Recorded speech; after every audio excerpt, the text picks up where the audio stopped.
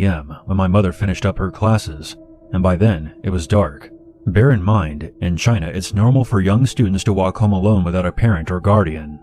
About 10 minutes after getting off the bus, she began walking through this old marketplace to get to her apartment.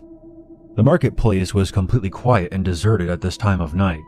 There was also no lampposts around, so it was hard for my mom to properly see where she was going.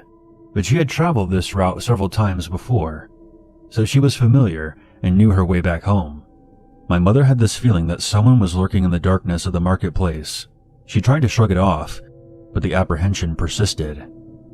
She continued to hear her feet crunching on the white snow.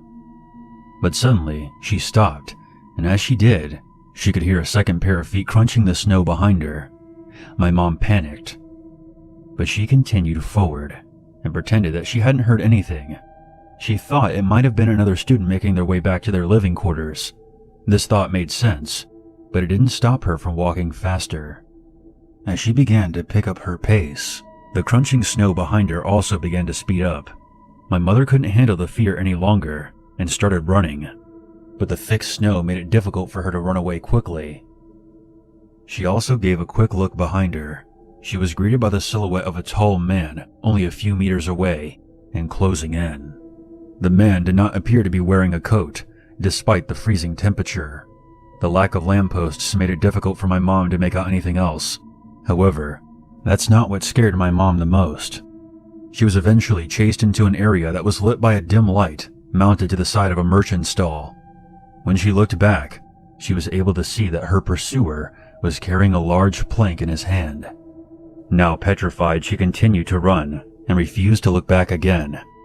Suddenly, she saw the light of a lamppost that was situated on a small street. Luckily that night, there happened to be a young couple walking towards her. With her last ounce of energy, my mom ran to them and collapsed. My mom was in hysterics when they asked her what was wrong. She explained to them what happened, but by then, the stranger had vanished. The couple that she ran into was living in the same apartment block as her and was familiar with her father. They accompanied her back home, and they told my grandfather where they found her. After the couple left, my mom couldn't stop crying out of shock and fear. From then on, my grandfather would meet my mom at the bus stop where she got off at, and they would walk home together. My mom never found out who her assailant was, and thankfully, she never had another encounter with him again.